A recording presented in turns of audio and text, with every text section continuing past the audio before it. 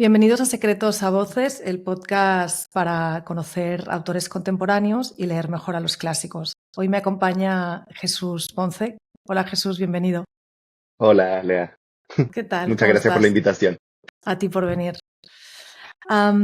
Jesús, hoy vamos a hablar contigo de un libro que, bueno, es un golpe en el estómago. Eh, podríamos decir, es muchas cosas, pero eso también. El libro que hace, bueno, unos meses, no llega al año, ¿verdad? No, todavía no llega el año. Que salió Vivero, instalaciones sobre el ritmo, lo senil, lo vegetal, Vivero, instalaciones sobre el ritmo, lo senil y lo vegetal. Y para conocer un poco la obra y antes de entrar a preguntar a Jesús, dejadme que os diga que Vivero es una obra fragmentaria donde la trama queda en un segundo plano para dar rienda suelta a lo pequeño, a lo que no se dice pero igualmente sucede. Y es que Ponce consigue que sepamos varios hechos de la vida del narrador, un hombre que quiere estar cerca de su padre a pesar de la enfermedad, el Alzheimer, y a pesar de su pasado como colaborador con los narcos, pero todo esto nos lo cuenta a retazos y a partir de una tipología de textos muy variados. Vivero también es una reivindicación de los cuidados, una aceptación de la fragilidad del cuerpo y de la mente, un acto de resistencia en contraposición a lo masculino, a lo grandilocuente y, por qué no, a esa época nuestra fascinada por lo tecnológico. No sé, bueno, podríamos resumir así, o al menos esta es la lectura que yo saco de Vivero. O sea, es una bella lectura, la verdad. Como que pocas veces como que lo han podido como sintetizar en algo tan lindo. Es que claro, es una obra como difícil de catalogar. Eso es una de las cosas por las cuales también creo que en un principio, y podríamos hablar de eso quizás después un poco más distendido, fue una obra que no fue comprendida en su momento. O sea, a mí la primera versión de la obra, yo cuando la escribo, me la rechazan de un montón de editorial. Un montón. Claro, claro.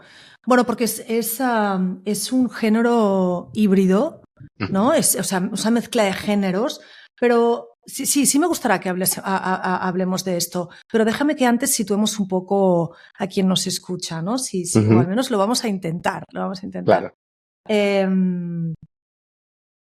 Y también hablaremos de la edición, porque al final es una edición súper cuidada, ya veréis. Ujú. Vivero reivindica los cuidados y reivindica la ternura, la bondad, y eso es algo más relacionado tradicionalmente con lo femenino, en realidad.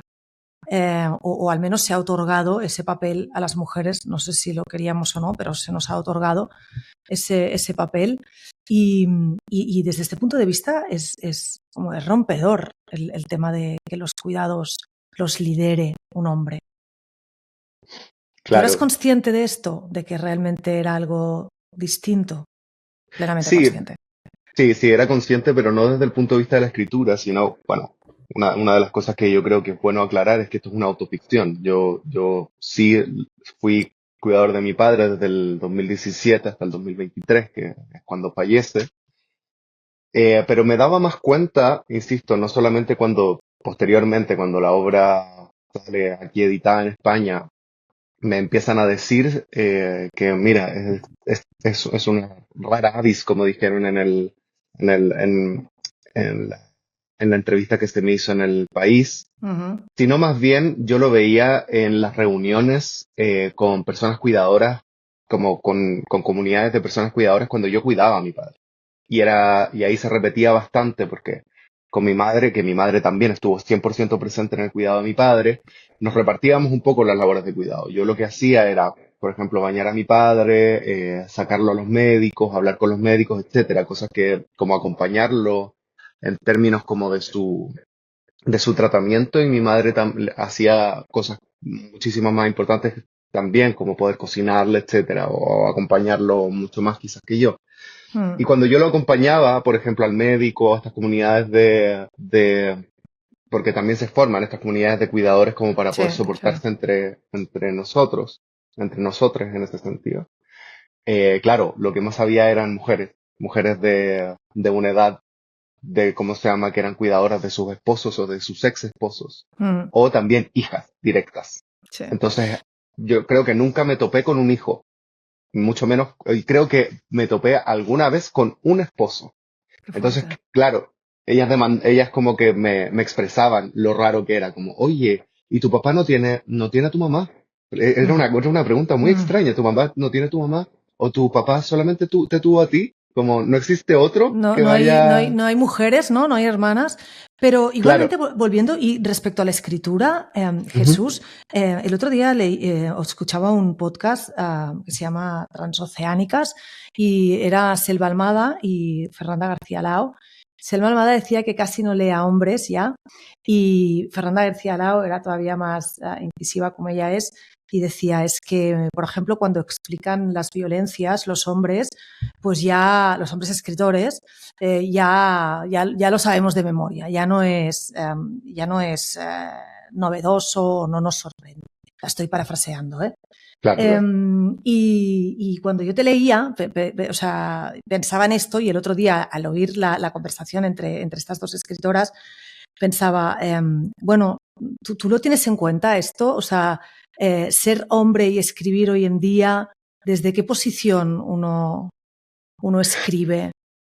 No, o sea, hay una frase muy linda de Cortázar que él dice como que él en vez de ser un escritor latinoamericano, él se posiciona como un latinoamericano escritor, que me parece que en su momento yo creo me pareció súper iluminadora, pero ahora que lo pienso bien, no me preocupa mucho eso, ese como esa posición de ser un hombre que escribe o un escritor, etcétera, hombre, etcétera, se podría decir, no es algo que me preocupe, sino más bien me preocupan como ciertas preguntas. O sea, yo siempre abordo mis proyectos literarios a partir de ciertas preguntas. La pregunta de Vivero era cómo aprender a cuidar a mi padre enfermo con este padecimiento, al mismo tiempo que aprendí a cuidar a las plantas, Ujú. que son dos seres abismalmente distintos en términos de la ontología, o sea, son dos seres sumamente separados de nuestra manera de ser humanos.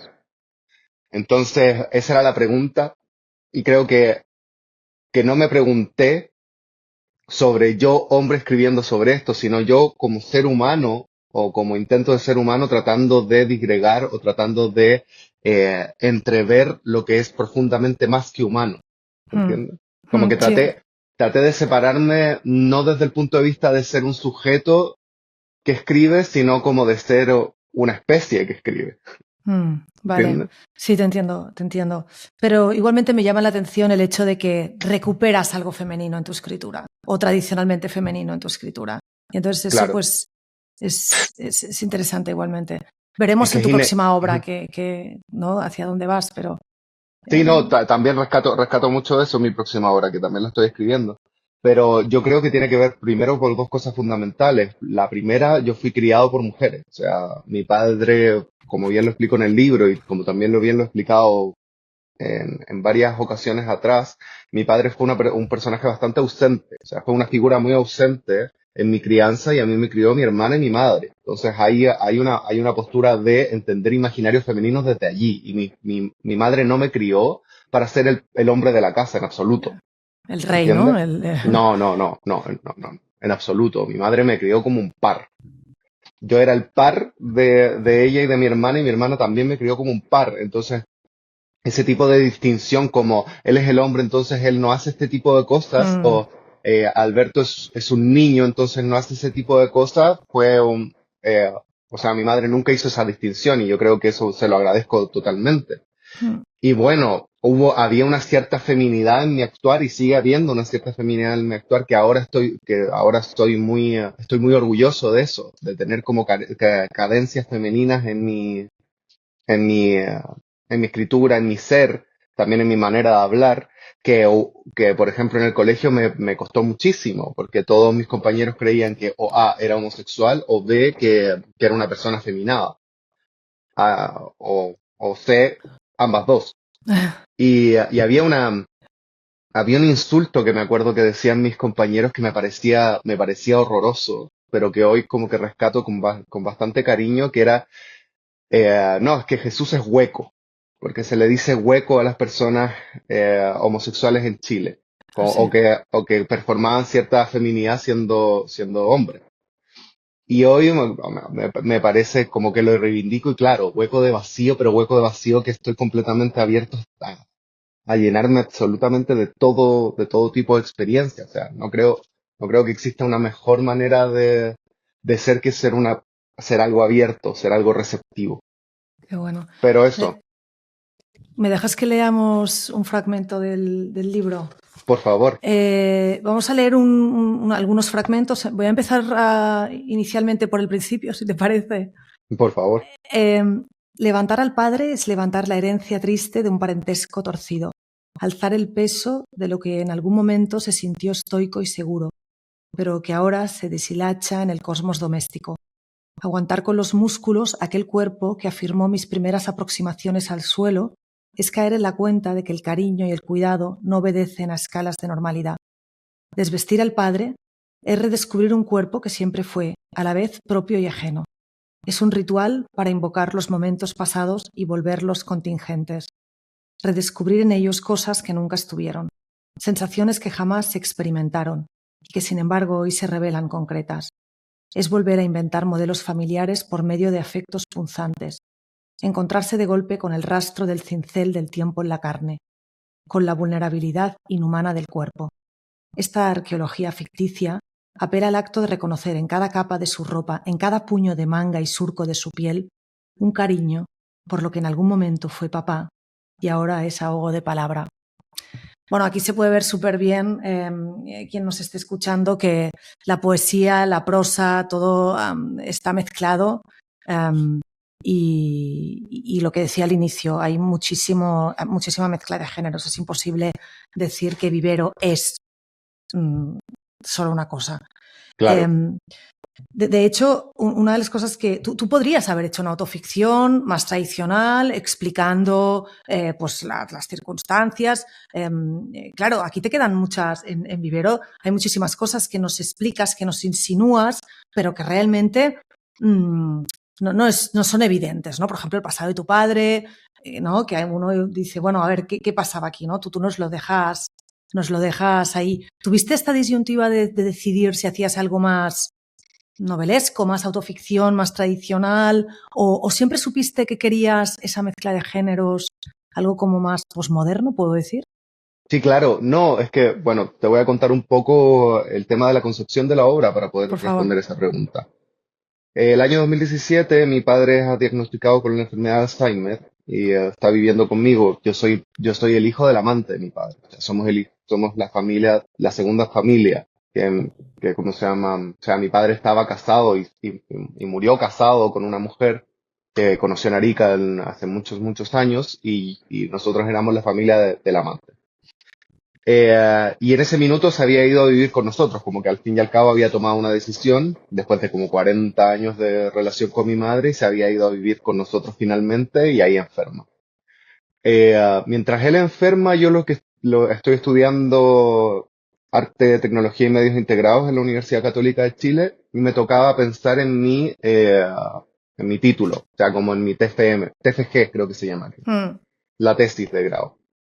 Y yo estaba fascinado por el tema del mundo de las plantas. O sea, el mundo vegetal me había fascinado hasta cierto punto que no sé, estaba como muy, muy obsesionado con el tema de las plantas, cómo vivían las plantas, cómo performaban en el espacio. Esta cosa como que te decía al principio, como estos seres tan diferentes, abismalmente diferentes a nosotros. Esta cosa de que las plantas no son individuos, sino que son múltiples, son polifónicas, que uno puede cortar un pedazo de la planta, pero la planta no muere y pueden estar viviendo, como que hay una cosa que no están ni vivas ni muertas.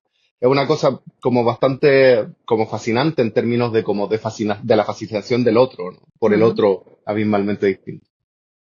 Y bueno, o sea, empiezo a hacer mi TFG el 2020 sobre el tema de las plantas y me acuerdo perfectamente que mi tema era construir modos de empatía con las plantas, o sea, con los seres vegetales. Y ¿cómo se llama? Con mi profesor de título íbamos súper bien. Cae la pandemia y no sé si es que tú sabías esto, si es que, o sea, yo creo que también se comentó bastante en su momento de que las personas fisiodivergentes o neurodivergentes fueron de las peores, que peor las pasó en ese Sí, tipo de cosas, sí, porque no sí, sí. había un incentivo exterior que como que los interpelara para poder como manejarse o poder como estimular un poco su ser, ¿no? Y esta Ujú. cosa del encierro les vino muy mal, a mi padre le vino fatal, o sea, yo me acuerdo que antes de la pandemia mi padre todavía podía salir a caminar y no se perdía, por lo menos iba de mi casa, de donde estaba mi casa a la esquina a comprar pan y se devolvía y estaba todo bien. Yo me encuentro con mi padre en plena pandemia sin poder caminar solo por la casa, o sea, Ya tambaleando, completamente desorientado, ¿no? Completamente. completamente desorientado y con mucha demanda de cuidado. O sea, Ujú. ya no se podía bañar solo, empezó el tema de los pañales en la cama, etcétera. Y hay un minuto en el que yo me acuerdo perfectamente que yo tuve una conversación con Pablo Hermansen, quien era mi profesor de tesis y quien es un diseñador ¿cómo se llama? Artista muy reconocido en Chile, que fue el ganador de la Bienal de Diseño en Londres, creo, el 2020 o el Ujú. 2021, que él me dice, que yo le digo así, Pablo, yo ya no puedo seguir con esto, o sea, no puedo seguir trabajando con el tema de las plantas y todo lo demás. Mi padre demanda mucho tiempo y necesito realmente concentrarme en él. Y Pablo se le ocurre esta brillante idea y me dice, pero mézclalo. Mezcla esta cosa que estás aprendiendo a cuidar, porque en ese minuto habíamos derivado todo esto del modo de empatía con seres vegetales en aprender a cuidar plantas. Ujú. Mezcla esta cosa de aprender a cuidar a las plantas al mismo tiempo que aprendes a cuidar a tu padre, que es esta cosa en la que estás inserto ahora. Y yo le digo, vale, ¿y qué es lo que muestro después como salida del test? Me dice, haz un Ajá. diario, escribe cosas, haz un diario, es como él lo llamaba, haz notas autoetnográficas. Vale. Y yo empecé un diario, pero no sé por qué apareció la ficción. Apareció la ficción. Hubo un momento en el que como que quizás la realidad me superaba tanto que no había otra manera de reflejarla o de retratarla que no fuese ficcionada. Y esas notas, después yo jugaba con la forma de las notas porque cosas no me convencían, etcétera. Yo nunca había escrito nada así como realmente nunca había publicado absolutamente nada. Ujú. Eh, y mis incursiones literarias eran como cuentos en algún taller muy extraprogramático. Entonces tenía esta libertad y nada, al final de todo este proceso ya estaba Vivero ahí, O sea que este es el embrión del libro. del Sí, libro y ya nace, digamos, en el propio embrión ya nace con esta hibridez. sí, Ya porque es. te juro, Lea, era en algún momento estar en el baño secando a mi padre y buscando el celular para escribir alguna nota, alguna cosa. Ujú. O cuando estábamos jugando, porque yo jugaba mucho con él, lo grababa, hacíamos películas, decía. Mi papá decía que era el actor y yo era su director, entonces hacíamos películas y él me dibujaba cosas y yo escribía encima de esas cosas, etcétera. Como que era muy así. Mm.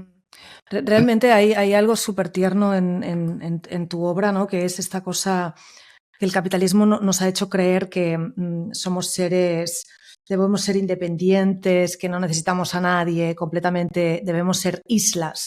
Y si no Ujú, eres una isla, eres un fracasado, no sirves de nada, ¿no? Y realmente, pues eso, eres un proyecto de persona fracasada. Y sin claro. embargo, en tu obra hay esa reivindicación de que, bueno, que siempre necesitamos al otro y sin el otro tampoco funcionas, ¿no? No, no, para Tenga nada. Alzheimer o no lo tenga, o sea, Claro. hay ese diálogo siempre con el otro. Y de hecho, en la obra también hay mucho de la memoria. El padre Muralla, tú lo Ujú, hablas del padre Muralla, em, y de las relaciones tan complejas, ¿no? Las relaciones familiares. Si me dejas, ujú, tengo aquí en la página 47. A ver si lo tengo bien. Dice, voy a leer un fragmento también para que vaya sonando la prosa de Vivero. La fantasía de la tabula rasa. Cada vez que peleaba con mi madre o con mi hermana, papá intentaba arreglar las cosas encerrándose junto a nosotros en el dormitorio. Bloqueaba la puerta desde dentro y nos obligaba a perdonarnos juntos con la promesa de que desde ese momento en adelante olvidaríamos todo lo que había pasado y seríamos una nueva familia. Si me detengo a pensarlo, puedo estimar que fuimos mínimo unas 500 familias distintas en un periodo de 10 años. Cada una compartía con las demás los mismos nombres de los integrantes en el mismo orden, la misma edad, jerarquía, el mismo departamento y el mismo esquema de actividades, la misma sensación de injusticia, el mismo rencor de parte de madre por no decirle mamá frente a mis compañeros del liceo. Éramos cada vez una nueva familia, exactamente igual a la que entraba en el claustro de la Transfiguración, en el portal del reinicio que parecía nuestro hogar, cuando papá cerraba el cerrojo de su habitación y se sentaba en su cama, al medio de nosotros. Es el tema más literario, la familia. Sí.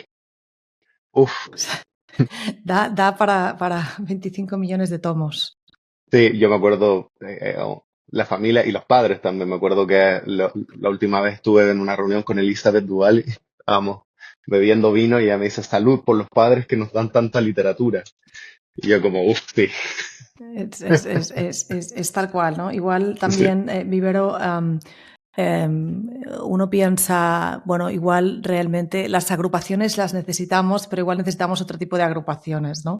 sí, Eh, sí. Yo creo que esa es como la gran enseñanza con la que yo termino de escribir ese libro. Que es como, y al fin y al cabo también uno empieza como a probar o uno empieza a reproducir nuevos modos de ser familia, o nuevos modos, por ejemplo, y esto es una cosa que yo siempre lo digo porque para mí es fundamental. Pensadoras mujeres, grandes pensadoras mujeres como Donna Haraway, Anna Tsing, María Puig de la Casa, que es una gran filósofa, ujú, nos hacen preguntarnos como de qué manera construimos o reproducimos nuevas maneras de parentesco. O sea, cómo podemos reconfigurarnos desde diferentes partes sin necesidad de obedecer esta cosa que es como la mamá, el papá, el hijo, el perro, no sé qué, y cada uno toma su propio espacio, etcétera, como si ese concepto fuese universal y fuese aplicable a cualquier grupo de personas. En realidad no es así, nunca debería ser así y tampoco es así en la realidad. Yo conozco muchas familias en las cuales los hijos son padres, en las cuales las hermanas funcionan como madres más que las propias madres, las madres son abuelas, etcétera, y también que son espacios que se van cambiando, hay intercambios de ese tipo de cosas. Hoy quizás yo soy más padre de mi madre que lo que en algún momento mi madre fue de mí, ujú. ¿se entiende? Entonces, dentro de eso yo creo que, claro, las escritoras feministas y sobre todo las escritoras mujeres, que no solamente filósofas, sino como poetas o escritoras de novelas, de narrativa, nos hacen preguntar ese tipo de cosas. Yo creo que ahí mi aporte, que es muy pequeño, es cómo hacerlo sacándonos también desde el punto de vista humano, ¿o no? No pensándonos simplemente como ya, ¿cómo se llama? Reconfiguremos el hecho de la familia nosotros como seres humanos, sino reconfiguremos también cómo nos tratamos con otros seres. O sea, hay una cosa, hay una cosa maravillosa que a mí me pasa, por ejemplo, mi padre decía, y esto yo lo reivindico desde mi corazón, porque no tengo manera de cómo probarlo. Mi padre decía que nosotros veníamos mi madre, o sea, su madre era Aymara, que es Sí. sí, que es ¿cómo se podría decir? Un pueblo originario de Chile, o sea, una comunidad indígena en Chile, que se comparte entre Chile y el Perú. Y ellos son animistas. ¿Qué significa esto? Que para ellos toda cosa tiene un alma, ¿entiendes? Y como toda cosa tiene un alma, también toda cosa es material para poder ser reconfigurado como parte del parentesco. O sea, Ujú. Ceres, que es la planta a la cual el protagonista de la obra le pone este nombre, Sí. etcétera, tiene, ¿cómo se llama? Funge también como compañera, como madre algunas veces, como hija algunas veces se reconfigura y se va, porque también estos seres que no son humanos también tienen esta cosa como móvil, ¿o no? Cuando uno tiene un perro, uno no sabe si es el hijo, si es el padre, si es la abuela. El perro muere antes que tú y se vuelve anciano antes que tú. Entonces, ¿qué es el perro para ti? ¿En algún momento el perro también te defiende o el perro quizás performa una sabiduría mucho más grande que la tuya? Entonces creo que ahí cuando nos desplazamos desde ese eje humano, eh, no sé, como que encuentro que derivan o nacen nuevas formas de también de estar en el mundo y de tener una relación mucho más armónica con él. De hecho, ahora yo te quería preguntar por eso. Hablabas de María Puig de La Bella Casa, Ujú. de Anna Tsing. Son autoras que están en ti, ¿no? Y que están en la obra. Son Sí. autoras que exploran cuestiones en torno a la ecología, los cuidados, la interdependencia, ¿no? Ahora nos comentabas. ¿Por dónde nos dirías que, recomiéndanos por dónde empezar con estas autoras? Sí, ¿Por dónde que, empezar? Bueno, hay una, ¿cómo se llama? Escritora española. En este minuto no me acuerdo el nombre del libro, pero Victoria Camps ha hecho un sí. montón de trabajo sobre el tema del cuidado que para mí fue fundamental. Yo me acuerdo, es un libro que creo que era de la editorial Alba, que ahora no recuerdo el No nombre, te pero preocupes, lo aparece pondremos en notas del podcast. genial, que en el libro aparecen unos como algodoncitos que Mm. tienen que ver con el tema del cuidado, que a mí me voló la cabeza. O sea, no es necesario que nos vayamos, quizá Anat Singh, Dollar Haraway son como personas también desde lo angloparlante, ¿o no? Que también como que, no sé por qué también le damos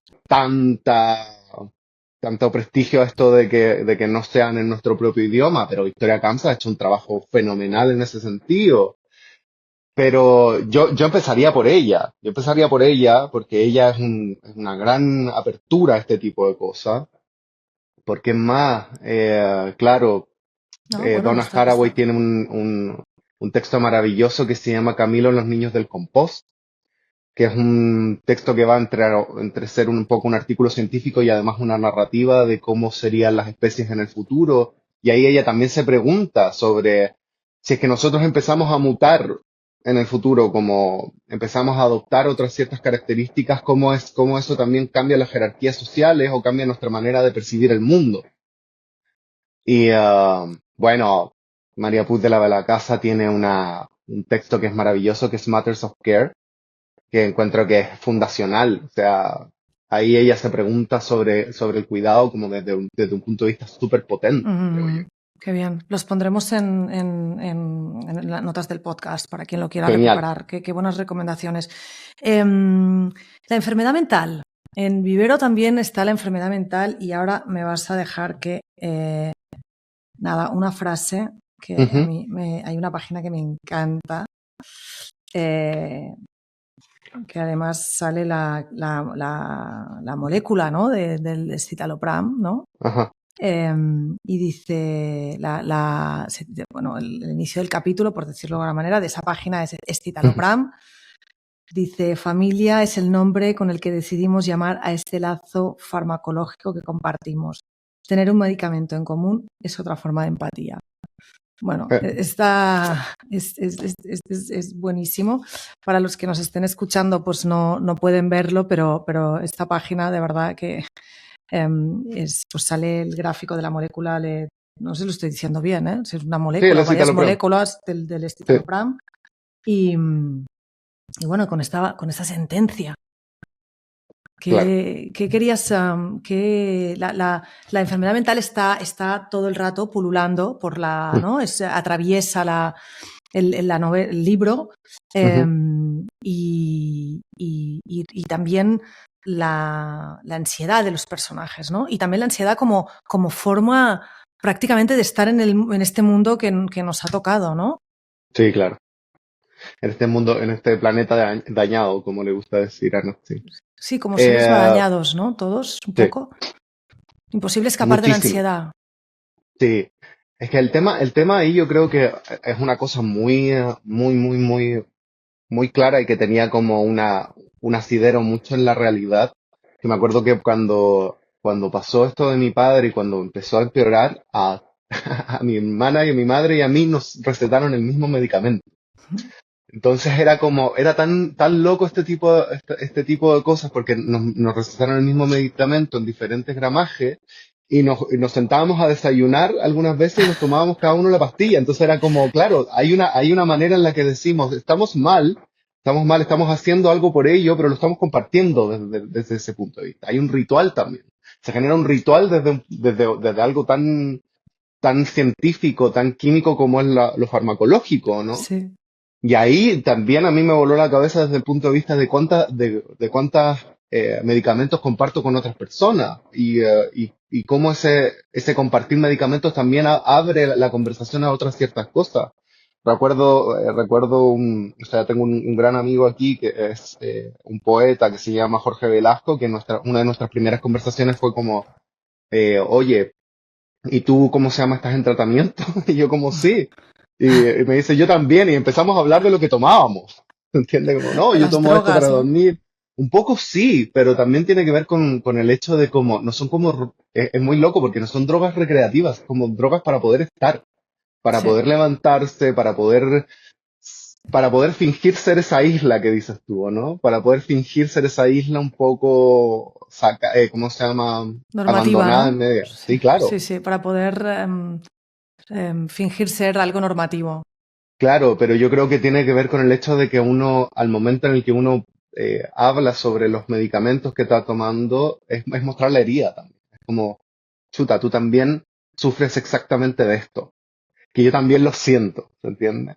Sí. O sea, el citalopram sirve para el tema de la rumiación de pensamientos, para la rumiación interna. Entonces, en el momento en que a mi hermana, a mi mamá y a mí nos recetan el mismo medicamento, yo me imagino y digo, joder, esto solamente no lo siento yo. Mi madre también está rumiando en este instante y mi hermana igual. Entonces, en esta habitación quizás hay mucho más ruido que en todo el centro de Santiago y aún así estamos en silencio tomando té. Sí, ¿Entiendes? qué buena imagen. Em, Jesús, yo quería preguntarte también, dice, el narrador quiere contar cosas, aunque las cuenta, o sea, sabemos cosas de este narrador, pero lo que decía antes, ¿no? De manera, a veces de manera no dicha, de manera insinuada. Y el narrador en un momento determinado dice, todos compartimos el mismo anhelo de ser parte de algo más grande que nosotros. ¿Cómo construyes ese narrador? ¿De dónde viene? ¿Fue difícil? ¿Qué referencias literarias? ¿De dónde viene este narrador que has construido? No, esa pregunta igual es sumamente difícil para mí porque yo no, o sea, yo antes de esto no tenía referentes literarios. Creo que es muy loco lo que te voy a decir, pero yo gano el premio a mejores obras literarias, novela inédita, y ahí es cuando digo, quizás esto voy a ser escritor, y ahí empiezo a leer realmente. Como ahí empiezo a nutrirme realmente de obras literarias. O sea, ahora estoy en mi proceso por ejemplo, de los rusos, y estoy leyendo a Dostoyevsky, etcétera, pero por Ahora primera vez. vamos. Qué genial. Ahora Pero iremos, ahora iremos. entonces yo en ese minuto no tenía una referencia de como, voy a construir este personaje como quizás esta otra persona lo hizo. Aunque no me gusta mucho decirlo, eso fue un poco instinto, porque era mi voz y era la voz también de mi hermana, era la voz de mi madre, como un poco mezcladas también.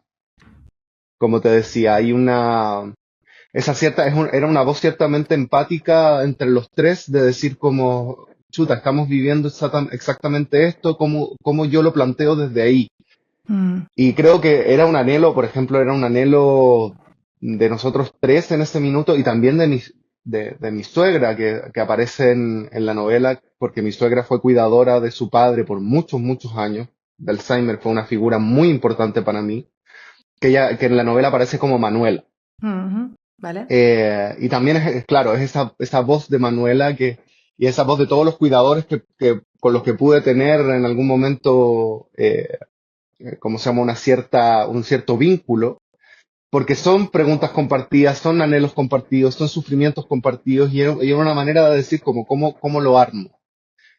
Y claro, y ahí empezó una caracterización que salió sola, como esta persona vive sola, esta persona no, ¿cómo se llama? No contesta tanto el teléfono, esta persona es ansiosa, esta persona, porque empezaba a ver un poco como esa caracterización en cuanto también a cómo hablaba y cómo uno se siente. Yo creo que uno cuando es cuidador de alguien, yo creo que esto lo saben casi todas las mujeres en general, porque tienen, ¿cómo se llama? Porque ha habido como un peso que les ha puesto la sociedad sobre ser cuidadoras, que se sienten Mm, muy solas.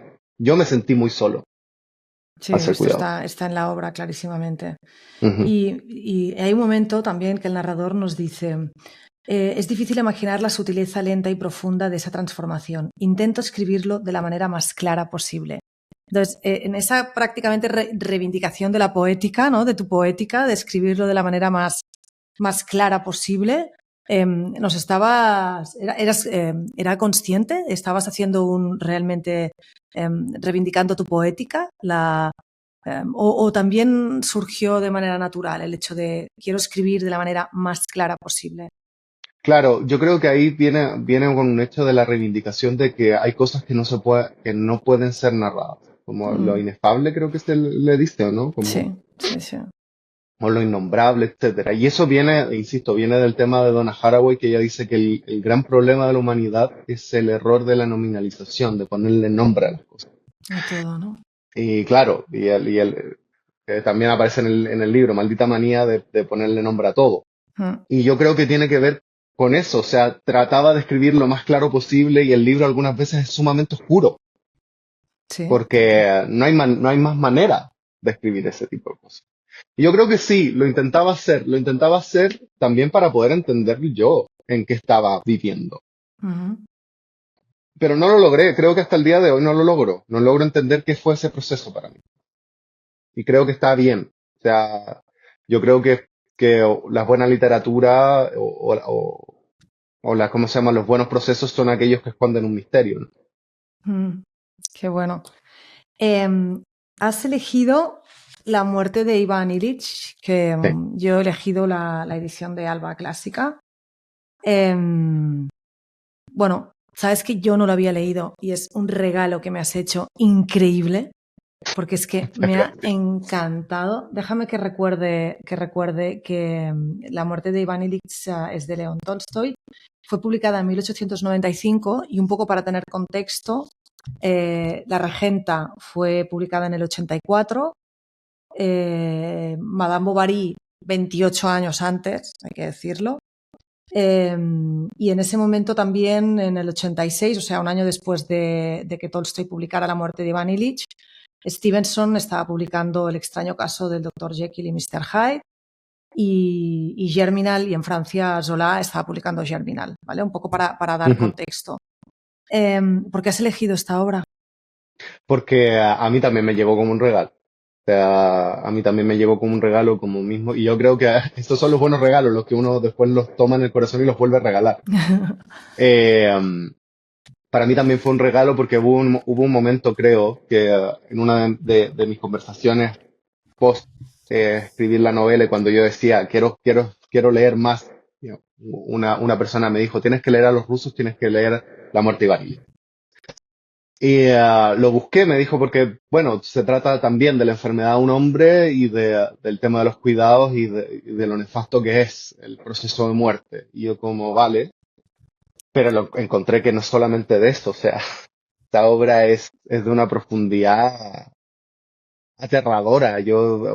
No sé, yo creo que elijo también esta obra por el hecho de que también me puedo conectar un poco por lo que quizás también pasó mi padre en ese minuto. Como yo no lo sé, creo que en La muerte de Iván Ilich hay una narración del padecimiento que no sé, es durísima, pero llega a ser de una belleza muy aterradora. Déjame que sitúe a todo el mundo. Ujú, Iván Ilich es un funcionario, ¿no? Del Estado ruso. Tiene una vida totalmente adaptada, ¿no? A las convenciones sociales. Todos llevan una vida vacía y rechazan aquello que les puede recordar la existencia del sufrimiento, ¿no? Que en realidad es súper actual. O sea, es lo que decimos de los clásicos, por eso son clásicos, ¿no? ujú, Y la gente llena la vida, pues eso, ¿no? Con chorradas. Y de hecho, y en un momento determinado, Iván Ilich se pone enfermo, empieza a enfermar, y a partir de aquí, en apenas 100 páginas, Tolstoy te da un puñetazo en el estómago y ya no vuelves a ser el mismo después de haber leído La muerte de Iván Ilich. Y ujú, entonces, déjame que lea un fragmento que es como muy claro ujú. de lo que pasa. A ver, creo que estaba.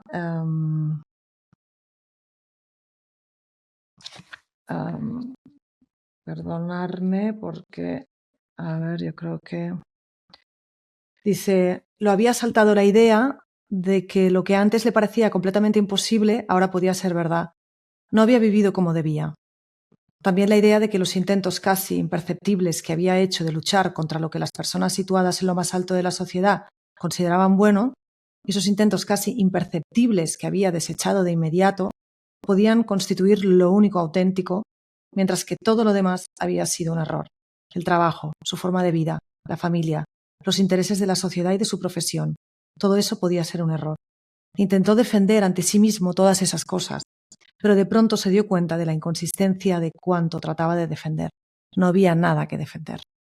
Claro, es que esto es el pánico que tenemos todos, ¿no? Que al final de la Sí, vida uno se dé cuenta de que su vida no ha sido nada y que has estado preocupándote por chorradas.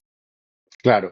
Sí, sí, sí, O sí, sea, definitivamente. Y una cosa que, o sea, además de esto, que yo encuentro que es muy rescatable de la muerte de Iván Illich, es la figura de la mujer y de la hija, mm, que encuentro que es una reivindicación muy heavy a este hecho de como las mujeres tienen que ser cuidadoras, las mujeres tienen que ser esto, las mujeres tienen que hacer lo otro, tienen que ser amables, tienen que enfrentar el sufrimiento de cierta manera, etcétera.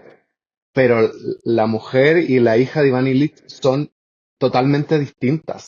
O sea, no es como esta cosa de como la mujer sufriente que sufre con él y que está a cada rato al lado, etcétera. No, ellas tienen su manera de sufrimiento y está desde un punto de vista súper subrepticio que, como se llama Tolstoy, no te lo muestra, no te lo da a la cara, pero ellas sufren de su manera y de una mm, manera muy real. No es como esta figura de la mujer sufriente o de la piedad, de esta como mujer que está sosteniendo el cuerpo de este hombre y sufriendo ahí, o María bajo el crucifijo de Jesús. Hay una manera de sufrimiento y de tristeza muy auténtico en esos dos sí. personajes, que a mí yo rescato profundamente.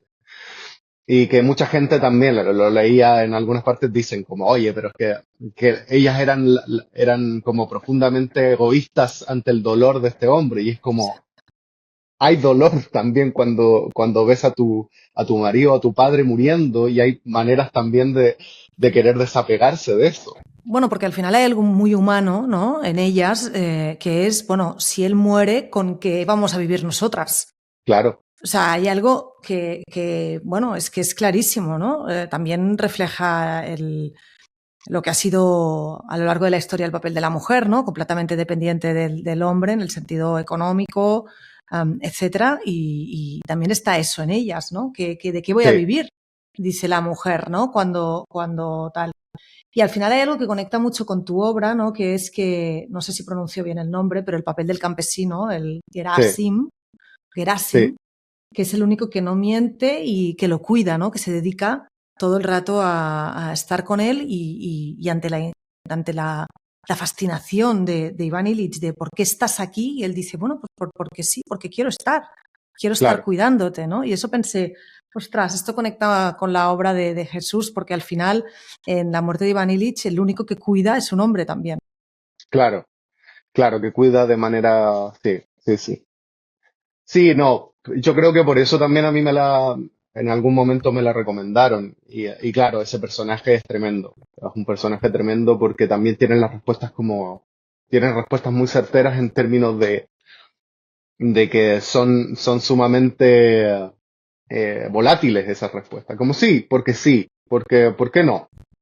Y creo que esas son Sí. las respuestas que también tienen estas cosas del cuidado, lo que hablábamos en algún momento, lo inefable, lo indecible. No te puedo decir, estoy aquí por tu dignidad, porque tampoco es 100% por eso. Y depende del momento, supongo, Sí, depende completamente del momento. ¿no? O sea, sí, Y al final quien no cuida, o sea, quien cuida, quien decide hacer algo probablemente bastante revolucionario hoy en día, ¿no? Que no está produciendo, que no está, sí, pues eso, produciendo, luchando por la fama, por ser alguien, por tal, tiene que justificarse, ¿no? Al final, ¿tú por claro, qué cuidabas a tu padre? Seguro que esta pregunta la has tenido que responder. Bueno, ya nos lo decías al inicio, ¿no?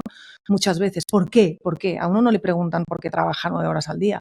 No, se no, da por claro, hecho. no, no, no, Pero sí hay, ¿no? Y él le pregunta, ¿por qué estás aquí conmigo, no? Y si ni mi familia lo está. porque claro. soy un estorbo. Entonces, No lo sé, yo creo que ahí hubo un tema de que con mi padre enfermo, yo digo esta cosa y algunas veces a la gente le choca mucho.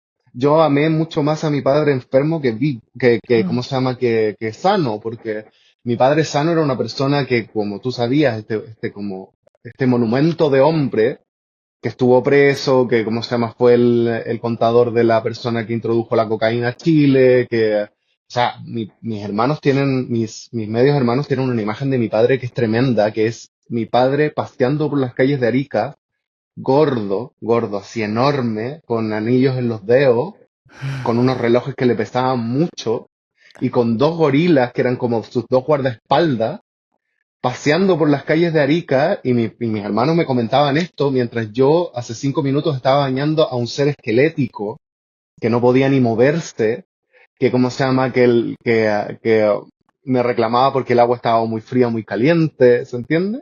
Entonces sí, ahí sí. había una dualidad como muy fascinante y no sé, hubo una especie de cariño que nació en mí, hubo una especie como de afecto que no te lograría explicar por qué, porque también fue muy mutuo, porque mi padre también me quiso mucho a mí, yo lo sé, me quiso mucho también en su padecimiento, entonces había un amor mutuo entre nosotros. Mm, Pero lo que a mí me pareció, por ejemplo, más heavy, y lo nombro un momento en el libro y siempre lo digo, yo hubo un momento en que salí de mi casa. O sea, hubo un momento en que la enfermedad de mi padre me pudo más. En ujú. plena pandemia, yo no pude más, no pude más, no pude más y le dije a mi madre, mamá, yo me tengo que ir, de verdad esto yo no lo soporto más y me fui. Me fui creo que como 2 o 3 meses. Y cuando muere mi padre, yo voy al funeral de mi padre, estaba ya viviendo aquí, voy a visitarlo, mi madre nos sentamos juntos y me dice, claro, es que tú te pudiste ir, pero yo no Sí. podía. Y eso lo conecto en alguna presentación, creo que fue en Gijón, se acercó una mujer mayor y me dijo, yo estoy cuidando a mi ex marido en mi casa y yo estoy casada y tengo mis hijos. O sea, se separó de su marido, se casó, hizo su vida, pero su ex marido empezó a padecer de una enfermedad de Alzheimer también y se lo llevó a vivir con ella a su casa. Y cuando mi marido me dijo, o sea, mi marido me entendió completamente, pero me dijo por qué, yo le dije, es que tengo que cuidarlo. No sabría explicarte por qué, pero tengo que cuidarlo. Y ahí yo creo que hay una cosa tremenda que yo no tengo cómo explicar, que es esta cosa de decir, es que no puedo no hacer nada. Mm, O no sí. puedo quedarme ahí, sino que tengo que serlo. Y creo que si viene socialmente, biológicamente, llámalo como quieras, yo creo que las mujeres tienen esa especie de estar ahí, de ser consciente de la fragilidad del otro, que yo creo que es lo que hace ser como mucho más sensible y mucho más, no sé, poderosas que nosotros, creo Sí. yo. No lo sé, eso no lo tengo tan claro, ¿eh? Pero, Ujú. pero o sea, lo que tengo clarísimo es que es un papel que se nos ha otorgado. Sí, claro. Creo que, Injustamente también. exacto, exacto. Entonces, sí tengo clarísimo que hay mujeres que lo tienen dentro, pero también hay algunas que no, y no pasa nada. No, claro. Y lo que pasa que para la mujer no ha tenido que justificarse. El hombre, si Sí. lo hace, ¿no? Como tú o como el personaje de La muerte de Iván Illich, tiene que justificar de por qué lo está haciendo, ¿no? Pero ¿sabes Eh, qué? Yo creo que también pasa al revés. Por ejemplo, una vez, ¿cómo se llama? Me pasó con mi media hermana, que ella como que todo el rato tenía que justificarse por qué ella no cuidó a mi. claro, claro. ¿Cachai? Sí, sí, Entonces era como, no, si a nosotros tenemos que justificarnos por qué cuidamos, las mujeres tienen y las dos partes son sumamente terribles, sobre todo de ella, de justificarse todo el rato por qué no lo cuidó ella. claro, sí. Sí, como que a ella le correspondía y no era Claro, así. porque hay gente que le sale de dentro y gente que no, Y que no, independientemente exacto, independientemente del género que tengas. del género. Sí. Y de hecho, ¿no? Tantos libros que ahora las mujeres, bueno, ahora y hace tiempo, pero ahora están saliendo a la luz, reivindicando mujeres clásicas también, ¿no? Que es, que es el hecho de, por ejemplo, con la maternidad, ¿no? Que algunas mujeres, pues cuando llega el hijo, ostras, pues bueno, esto de cuidar cuesta un poquito, ¿no? Aquello No, que no, es que claro. es natural en vosotras. Bueno, pues mira, no, o sea, hacemos lo que podemos. Sí, Y, no, no, no, no, no. y no, o No, sea, no sé. Por eso te decía que lo más probable es que sea esta cosa social sea autoimpuesta impuesta. que se le, o sea, Sí, no o que, autoimpuesta, sino impuesta por la sociedad que hace aparecer esas cosas. Y quizás si es que es lo que yo espero, si esta cosa de los cuidados masculinos se normaliza, ojalá también poder decir eso de mi propio género, como a nosotros también nos toca. O sea, y queremos hacerlo. El tema es como, no sé, y también hay una cosa, por ejemplo, social y política que encuentro que no ha sido reivindicada. El tema del costo de cuidar es tremendo. O sea, eh, las claro, ¿de qué personas que vives, no? cuidan, Mientras sí, tanto, ¿de las qué personas que vives? cuidan, claro, las personas que cuidan tienen que dejar de su trabajo, tienen que dejar de hacer un montón de cosas, y ellas cómo subsisten ellas y las personas que están cuidando. O sea, Jesús, déjame que te haga una última pregunta, porque aparte ujú, Jesús tiene que irse, entonces tenemos que ir terminando. Pero tú que has escrito un libro, recordemos, Vivero, que está en la editorial Dos Manos, que no nos ha dado tiempo, pero es una edición exquisita que bueno, con unas. El epílogo es de Sara Barquinero, además, ujú. y es de aquellas ediciones que vale la pena destacar porque es muy bonita realmente y se nota el amor de los editores a la hora de concebir el libro.